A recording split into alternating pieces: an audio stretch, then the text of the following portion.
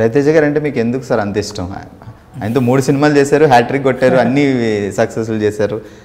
ఒక ఆర్టిస్ట్గా అంత ఇష్టమా లేకపోతే మామూలుగా కూడా మీరు బాగా ఫ్రెండ్సా? ఇష్టం అండి, అన్ని విధాలుగా నాకు ఇష్టం. నాకు ఫస్ట్ ఆపర్చునిటీ ఇచ్చింది డైరెక్టర్గా రవితేజ గారు. ఆ రోజు నన్ను నమ్మి ఇచ్చారు సినిమా. సో నా మీద ఇచ్చిన నమ్మకాన్ని నేను ప్రతిసారి నేను ప్రూవ్ చేసుకోవాలని అనుకుంటూ ఉంటాను. సో బేసిక్గా ఆయన అంటే నాకు బాగా ఇష్టం. మంచి ర్యాపో ఉంది ఆయన, మా ఇద్దరి మధ్య మంచి సింక్ ఉంటుంది. ఓకే. సో అవన్నీ బాగా అలా కుదురుతున్నాయి. ఏదైనా సార్ కూడా ఒక 2 సినిమాలు అటు ఇటు అయినా మళ్ళీ మీద ఒక సినిమా వస్తుంది, మళ్ళీ ఓ రేంజ్ హిట్ అవుతుంది. సో అలానే జరుగుతుంటుంది. సో ఈ సినిమాలో రవితేజ గారు, శృతి హాసన్ గారు, సముద్రకన్య గారు, జయమ్మ గారు, ఈ 4 క్యారెక్టర్ల తర్వాత ఇంకొక క్యారెక్టర్ గురించి చాలా బాగా మాట్లాడుకుంటున్నారు జనాలు, ఓ చిన్న అబ్బాయి గురించి. మీ అబ్బాయి నా క్యారెక్టర్ పెట్టాలని ఎందుకు అనిపించింది అంటే అంత బాగా యాక్ట్ చేశాడు? నాకు నిజంగా మా వాడు సాత్విక్ షాక్ ఇచ్చాడు. నాకు ఎక్కడో చిన్న ఇది ఉంది. అచ్చా, చేయలేడనా? అంటే చేయలేడని కదా, మనవాడిని పెడుతున్నాను అంతే. ఒకవైపు రవితేజ గారు లాంటి ఒక స్టారు, ఒకవైపు శృతి హాసన్, వీళ్ళిద్దరి మధ్యలో వాడు వాళ్ళ టైమింగ్స్ని వీడు ఎలా మ్యాచ్ చేస్తాడు అని ఇది ఉండేది. వాళ్ళిద్దరూ రవి గారును శృతి ఇచ్చిన కంఫర్ట్ కూడా వాడికి చాలా హెల్ప్ అయింది. వాడు ఏది చూసినా సింగిల్ టేక్ చేసేవాడు. నేను షాక్. యాజ్ ఏ ఫాదర్గా కంటే కూడా డైరెక్టర్గా నేను చాలా షాక్ తిన్నాను. అంటే వాడు చాలా ఎక్స్ట్రాడినరీ చేశాడు, బాగా చేశాడు. అంటే చూస్తుంటే చాలామంది చైల్డ్ ఆర్టిస్టులు చూస్తాం, బట్ ఇక్కడ చూస్తుంటే ఈ అబ్బాయిని బాగా ప్రిపేర్ చేశారా లేదంటే ఆ కుర్రోడి అది ఇంకా మీరు నమ్మరు, వాడికి అలాంటి ప్రిపరేషన్ లేదు అసలు. వాడికి సింపుల్గా చెప్పాను, రే ఇట్లా ఇట్లా ఇట్లా అంటే ఎవరి సన్ నేను చెప్పింది నువ్వు చేస్తే చాలు అన్నా. నేను చెప్పింది యాజ్ ఈజ్గా ఒక డైలాగ్ అటు ఇటు మార్చినా కూడా లేదు, ఆ డైలాగ్ ఇందాక అది చెప్పారు కదా అదే చెప్తా అమ్మో అనేవాడు. నాకు దీనికంటే పెద్ద షాక్ ఏంటంటే డబ్బింగ్కి వస్తే డబ్బింగ్ పిక్చర్ వేస్తుంటే చెప్పేస్తున్నాడు, డబ్బింగ్ చెప్పేస్తున్నాడు. నాకు ఫోన్ చేసి చెప్పారు, సార్ అన్ని మెమరీ అలానే ఉండిపోయింది సార్, చెప్పేస్తున్నాడు. డైలాగ్ పైలట్ కూడా ప్లే అవ్వాల్సిన అవసరం లేదు, చెప్పేస్తున్నాడు అని. చాలామంది ఫోన్లు చేసి చెప్పారు. చిరంజీవి గారు కలిసినప్పుడు చిరంజీవి గారు చెప్తున్నారు, నేను సినిమా చూస్తున్నప్పుడు టక్కున వాడు కనిపించేళ్ళకి నీ ఫీచర్స్ బాగా ఉన్నాయి, మీ వాడే అనుకున్నాను కదా అన్నారు. అవును సార్ ఇట్లా ఇట్లా అంటే చాలా బాగా చేశాడు. అందరూ ఇంకా చాలామంది ఇప్పుడు నాకు ఫోన్ కాల్ వస్తే దాంట్లో మా వాడు సాత్విక్ గురించి కూడా ఉంటుంది, కంపల్సరీగా మాట్లాడుతున్నారు. సో సినిమా స్టార్టింగ్ అప్పుడు ప్రొడ్యూసర్లు ఎలా ఉన్నారు, ఇప్పుడు ఎలా ఉన్నారు, వాళ్ళ ఫీలింగ్స్ ఏంటి? ఎందుకంటే ఒక సక్సెస్ వాళ్ళ చేతిలో పెట్టారు, వాళ్ళ నమ్మకాన్ని మీరు ఇంత ఫుల్ఫిల్ చేశారు. సో వాళ్ళ వైపు నుంచి ఎలా ఉంది ఆనందం? లేదండి, వెరీ హ్యాపీ అండి. అందరూ ఈ సినిమాకి సంబంధించి ప్రతి టెక్నీషియన్, అందరూ ఈచ్ ఆర్టిస్టు అంతా కూడా చాలా హ్యాపీగా ఉన్నారు.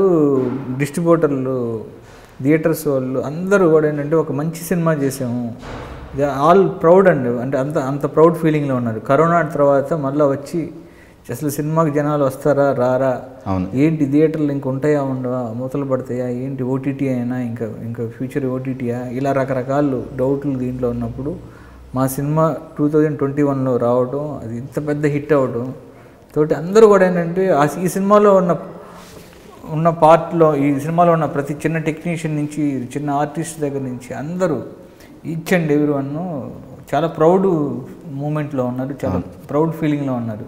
ఒక మంచి సక్సెస్ బ్లాక్ బస్టర్ సినిమాతో వచ్చామని. అంటే మీరు ఒక మంచి డేర్గా ఒక స్టెప్ వేసి మిగతా సినిమాలన్నింటికి ఒక లైన్ క్లియర్ చేశారు, పర్లేదు సినిమా బాగుంటే డెఫినెట్గా 50% ఆక్యుపెన్సీలో కూడా ఇటు కొట్టచ్చు. ఈ విషయంలో కొంచెం నేను మొండిగానే వెళ్ళాను. నేను ఎట్టి పరిస్థితుల్లోనే ఇది థియేటర్కల్ సినిమా, ఇది థియేటర్లోనే రిలీజ్ అవ్వాలి, ఇది ఓటీటీలు కాదు, ఇది ఒక 70mm స్క్రీన్ బిగ్ స్క్రీన్ మీద చూస్తేనే ఆ కిక్ ఉంటుంది, ఇది క్రౌడ్తో చూడాల్సిన సినిమా అని నేను దాన్ని బాగా నమ్మాను. దాన్ని నాకు రవితేజ గారు వాళ్ళు బాగా సపోర్ట్ ఇచ్చారు. సో అందుకనే ఈరోజు మా నమ్మకం అది ఎంత డేరింగ్ స్టెప్ తీసుకున్నా సడన్గా మాకేమైంది, ఒక 3 షోస్ పడలేదు ఫస్ట్ డే. ఆ టైంలో నాకు అసలు ఏం అర్థం కాలేదు అసలు, ఒకసారి ఏమైంది అని. అంటే ఒక తెలియని ఒక టోటల్గా ఇదైపోయింది, బ్లర్ అయిపోయింది.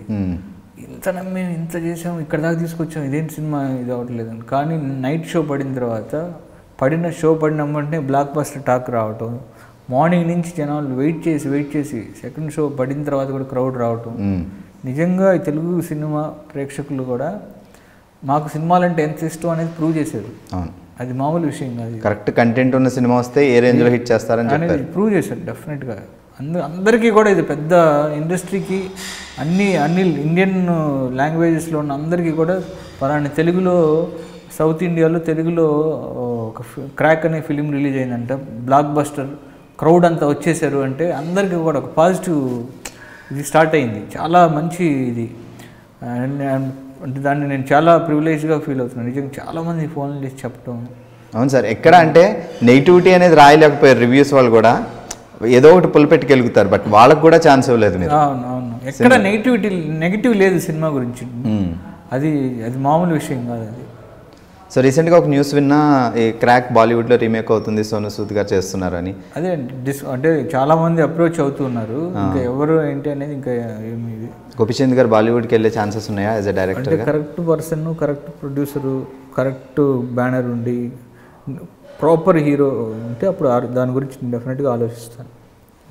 ఓకే సార్, ఒక సినిమా పెద్ద సక్సెస్ అయిన తర్వాత డెఫినెట్గా బయట నుంచి రెస్పాన్సే కాదు, అండ్ వేరే హీరోల దగ్గర నుంచి పిలవడం కానీ వేరే ప్రొడ్యూసర్లు పిలవడం కానీ జరుగుతుంది. ఇంత పెద్ద హిట్ ఇచ్చారు, మరి నెక్స్ట్ ఏంటి? ఎటువైపు నుంచి అయినా పాజిటివ్ వైబ్స్ బాగా ఎక్కువ ఉన్నాయా? అన్ని వైపుల నుంచి వెరీ పాజిటివ్ వైబ్స్ ఉన్నాయండి. అన్ని విధాలుగా అన్ని విషయాల్లోనూ వెరీ పాజిటివ్ వైబ్స్ ఉన్నాయి. అందరూతో కూడా నేను అంటే రామ్ చరణ్ గారు సినిమా చూసి చాలా బాగా మాకు చెప్పారు, కలిశాను, చాలా బాగా డీల్ చేశాను. చిరంజీవి గారు చాలా డెఫినెట్గా మనం సినిమా చేద్దామని చెప్పారు. సూపర్. ఓకే. అలానే ఇంకా మిగతా అందరూ చాలా నాకు చాలా కాల్స్ కానీ లేకపోతే పర్సనల్గా కలిసిన వాళ్ళు కానీ చాలామంది ఉన్నారు. డైరెక్ట్ ఇండస్ట్రీలోంచి ఆల్మోస్ట్ అందరూ డైరెక్టర్లు కాల్ చేసి చెప్పారు చాలా మంచి సినిమా తీసేవాడిని. నేను అంటే టోటల్గా డైరెక్టర్గా నన్ను నేను ప్రూవ్ చేసుకునే సినిమా ఇది. నాకు డైరెక్టర్గా చాలా మంచి పేరు తీసుకొచ్చిన సినిమా.